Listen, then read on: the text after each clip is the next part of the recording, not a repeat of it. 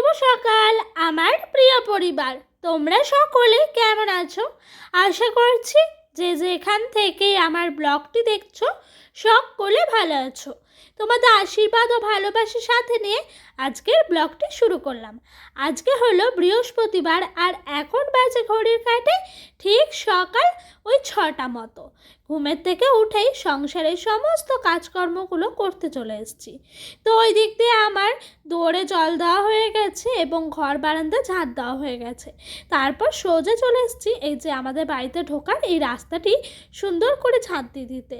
আর আমাদের এই রাস্তাটির সামনেই না একটি নিম গাছ আছে, সেই জন্য নিম গাছের পাতা ভীষণ পড়ে, ঝাঁট দিতে একটু অসুবিধে হয়, বৃষ্টি হলেই মাটির সাথে লেগে যায়। তাই যেন এই মুড়ো ঝাঁটাটার সাহায্যে ঝাঁট দিলে না বেশ ভালো হয়। আর এদিক দিয়ে ডোডোর পাপা সেদিন দিয়ে বেশ কিছুটা গাঁদা ফুলের ডাল এনেছে একজনের বাড়ির থেকে। এখন আমাদের এখানে বর্ষাকালে না অনেকেই গাঁদা ফুলের এই ডালগুলো কেটে দেয়, তো সবাই নিয়ে নিয়ে লাগায়। তো এই দেখো এইদিকে রাস্তা বরাবর লাগানো হয়েছে।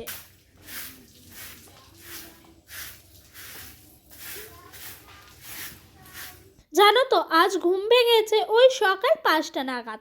তো এই উঠি ওই উঠি করতে করতেই উঠে পড়লাম একেবারে 6:45। ঘরের কাজকর্ম সেরে এইদিকের কাজগুলো করতে আসলাম, তখন দেখি বাজে 6টা।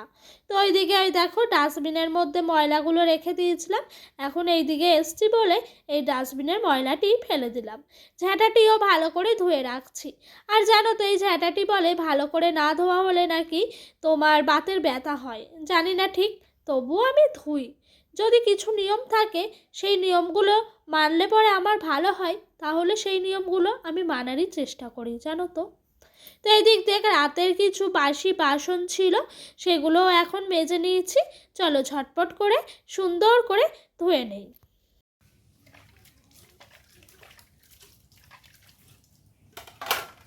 জানো তো বন্ধুরা, এই ভাদ্র মাস পড়তে না পড়তেই যেন আমাদের ওই মাঠের ওই শেষ প্রান্তে মনে হয় কিছুটা যেন কুয়াশা পড়ছে। তবে ওইটা খুব ভোরবেলায় দেখা যায় ওই 5টা নাগাদ। তবে আশ্বিন মাস শেষ হওয়া বা পুজো আসতে আসতে তখন কিন্তু বেশ ভালোই বোঝা যায়। আজকে বাড়ির সকলেই দেখছি খুব তাড়াতাড়ি ঘুমের থেকে উঠে গেছে। ডোডোর পাপা 8:30 8টা না বাজলে ঘুমের থেকে ওঠে না, ও অনেক সকাল সকাল উঠে পড়েছে। তো একটু ঘোরাফেরাই করছিল আর আমি এইদিকে সংসারের সমস্ত কাজকর্মগুলো সেরে নিচ্ছি। আর এই চাদরগুলো বের করে রেখেছিলাম একেবারে সকালে কাচা ধোয়া করব, যাতে করে বেলা হতে হতে শুকিয়ে যায়। আর জানো তো বন্ধুরা, আমরা গৃহিণীরা যদি অলসতা না দেখিয়ে সংসারের কাজগুলো সুন্দর করে পরিপাটি করে তাড়াতাড়ি করে এরকম বুদ্ধি করে করি না, তাহলে ঘন্টার পর ঘন্টার কাজও কিন্তু ঠিক হাতে গোনা কয়েকটা ঘন্টায় বা মিনিটের মধ্যেই হয়ে যায়। এভাবেই যদি সকাল থেকে একেবারে শেষ অবধি বুদ্ধি করে করে কাজগুলো করা হয়, দেখবে কি সুন্দরভাবে কাজ এগিয়ে যায়। আর দেখবে যদি কাজের কোনো ধরন না থাকে, তাহলে বুদ্ধি না খাটিয়ে কাজ করলে ঘন্টার পর ঘন্টা কাজ করে যাবে, তবুও কাজ যেন শেষ হয় না। আর জানো তো আমি সবসময় চেষ্টা করি যে কোনটার পর কোনটা করব, এটা নিজের মধ্যে সবসময় ভাবতে থাকি। এই ধরো বিছানার চাদর, বালিশের ওয়ার এগুলো ছিল, তো ভাবলাম যে ঘর মোছার আগে এগুলো সার্ফ জল করে ভিজিয়ে রাখি, এতে করে ফেনাটা অনেকটা মরে যাবে। তারপর আমি যখন কাচা ধোয়া করব ময়লাটা অনেকটা বেরিয়ে যাবে, কয়েক থোপা দিয়ে জল দিয়ে ভালো করে ধুয়ে নিলেই পরিষ্কার হয়ে যাবে।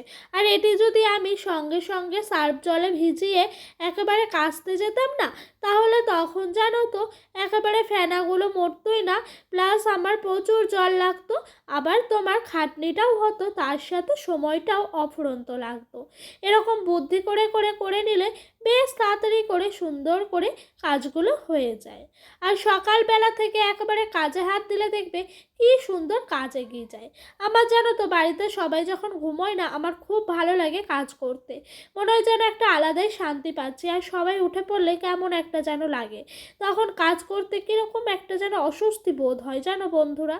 তো আমি ভাবি জানো তো সকাল সকাল উঠবো সবার ঘুম থেকে ওঠার আগে, আর সমস্ত কাজগুলো সেরে নেবো।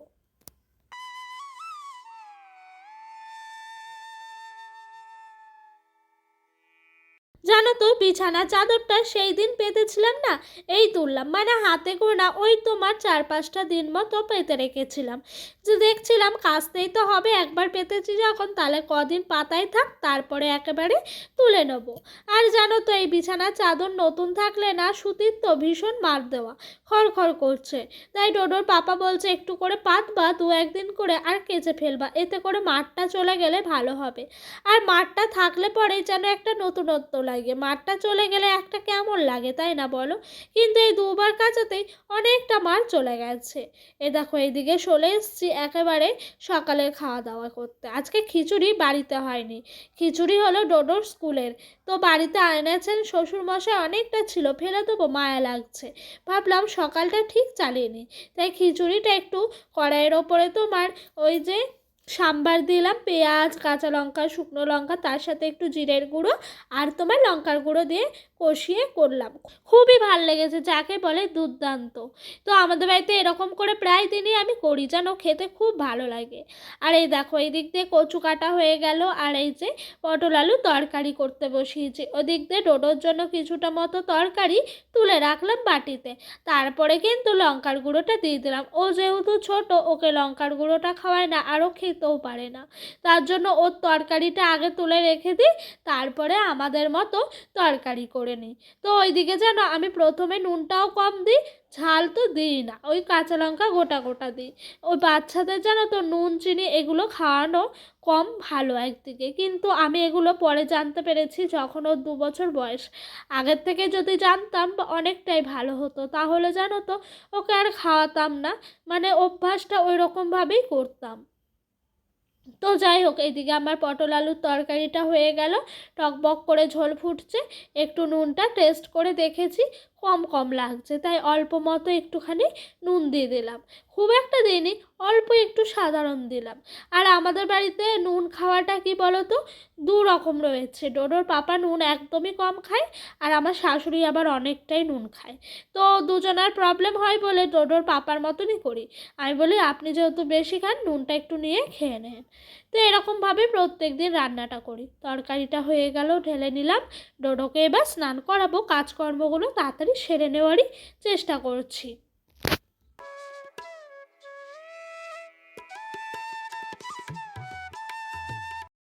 এই সবজিগুলো সেই যে ঘরে এনে রেখেছিল ডোডোর পাপা একদিন, সেই সবজিগুলো চালাচ্ছি, ওই পরশু দিনকার। তো আজকে পটল আলুটা করলাম, তারপর কচুটা করলাম। আর আমাদের বাড়িতে কচু হলে যে সবারই কি ভালো লাগে, তবে আমি কচু সেরকম খেতে চাই না। অবশ্যই আমার ভালো লাগে, তবে জানো তো আমার কচু খেলে প্রচণ্ড অম্বল হয়, গলা বুক জ্বলে। সেই জন্য আমি কচুটা একদমই অল্প খাই, যদি অনেক তরকারি হয় সেদিন খাই না। আজকে যেহেতু 2 রকমের তরকারি হয়েছে, তাই একটুখানি নামমাত্র নিলাম, এক পদ দিয়ে বলে খেতে নেই, তার জন্য নিয়ে একটু খেয়ে নিয়েছি। আর এই দেখো এদিকে লঙ্কার গুঁড়িটাও ঢেলে নিলাম। তো জানো আগের দিন শ্বশুরমশাই দোকান গেছিলেন, কি একটা লঙ্কার গুঁড়ি দিয়েছিলেন, নামটা ঠিক ভালো লাগছিল না আর মনেও পড়ছে না। তবে আজ আমি বলে পাঠিয়েছিলাম বলবেন সানরাইজের লঙ্কার গুঁড়িটি দিতে, এতে করে কালারটাও সুন্দর হয়, আবার ঝালটাও ঠিকঠাক হয়। তো ওই লঙ্কার গুঁড়িটা বাড়িতে কারোরই পছন্দ ছিল না। এ দেখো বায়না নিয়ে এসছে এবার ডোডো আমার কাছে, একটা অ্যাপেল ওকে পাশের বাড়ি থেকে কে দিয়েছে খেতে, তো ও এসছে বটিতে কেটে দিতে হবে। এরকমভাবে বায়না সারাদিনই চলতে থাকে। এ দেখো কচুর ছড়া আমার হয়ে গেছে, প্রায় রেডি। আর জানো তো আজকে আমাদের বাড়িতে কাঁচা লঙ্কা বাড়ন্ত ছিল, তাই জানো তো একেবারে শুকনো লঙ্কা দিয়েই তরকারিটা রান্না করলাম। এই যে মশলাটা নিচে লেগে গেছে, ডোডোর সঙ্গে একটু খেলা করছিলাম বলতে ওর পেছন পেছন ছিলাম। জানো তো সবসময় ছেলেটা একা একা থাকে, সারাদিন আমি রান্না বান্না কাজকর্ম নিয়ে থাকি বলে, আর ওর দাদু সময় পেলে থাকে, না পেলে থাকে না, আর আমার শাশুড়ি মা তো অসুস্থ, ওর পেছনে থাকতে পারেন না। তাই ভাবলাম সারাদিন ছেলেটা একা থাকে, তাই একটু ওর সাথে সময় কাটাচ্ছিলাম এইদিকে রান্না বসিয়ে দিয়ে। তবে এটি আবার গ্যাসে রান্না করলে হয়, কাঠের উনানে হয় না। কাঠের উনানে তো 1 মিনিট ছেড়ে যাওয়ার উপায় নাই, হয় তোমার উনুন নিভে যায়, নয় তরকারি ধরে যায়। আর আমাদের তো জানোই বেশিরভাগ পাতার জালেই রান্না রান্না হয়, সেই জন্য এরকমটাই হয়। চলো রান্না হয়ে গেল, এবার চলো সুন্দর করে গ্যাসটা মুছে নিই। আর জানো তো প্রত্যেক দিন যদি গ্যাসটা সুন্দর করে মোছা হয় কি সুন্দর পরিষ্কার ঝকঝকে থাকে। আমার বিয়ের পর দেখতাম প্রত্যেক দিন গ্যাস মুছতেন না, সেই জন্য আমি অনেক অভিযোগ দিয়েছিলাম, শোনেননি। তবে আমি ভেবেছিলাম যবের থেকে আমি কাজ করব, রান্না বান্না করব, তবে থেকে আমি আমার মতো করে ব্যবহার করব। তো জানো তো বন্ধুরা, এখন এই সময় নিজের অলসতাকে প্রাধান্য দিই না, সমস্ত সময় সংসারের কাজগুলো পরিপাটি করে গুছিয়ে করারই চেষ্টা করি জানো তো।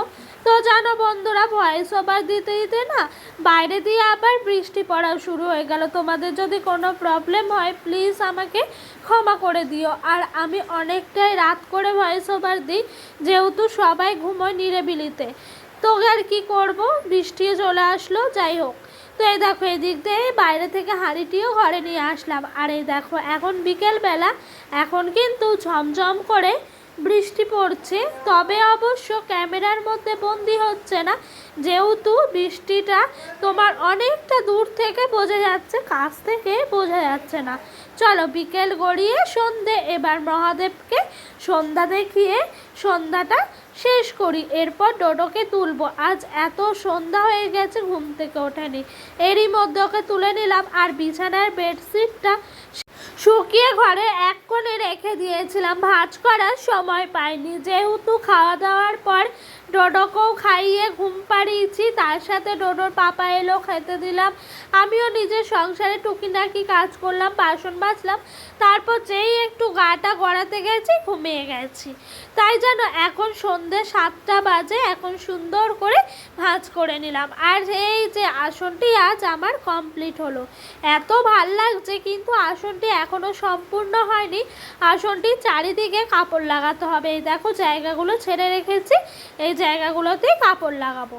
ডোডো এখন গেছে ওর ঠাম্মা ঘরে, সেই ফাঁকে আমি বিছানাটা ভালো করে ঝেড়ে পরিষ্কার করে নিচ্ছি, ওকে নিয়ে এসেই কিন্তু খাওয়াবো, খাইয়ে ঘুম পাড়াবো। এখন বাজে রাত তোমার ওই 10টা মতন, ডোডোর পাপা এখনও অবধি কাজের থেকে আসেনি, যাই হোক আসার সময় হয়ে এসছে।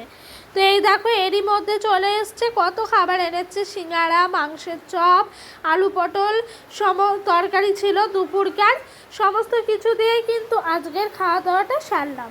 তো বন্ধুরা আজকের মতো ভিডিওটা এখানেই শেষ করলাম, ভালো লাগলে অবশ্যই লাইক কমেন্ট করো, আরও ভালো লাগলে ছোট্ট চ্যানেলটি নতুন সদস্য হয়ে আমার পাশে থেকে যেও। সবাই ভালো থেকো, সুস্থ থেকো, নিজেদের শরীরের খেয়াল রেখো। তো বাই, দেখা হবে আবারও নতুন কোনো একটি নেক্সট ব্লগে।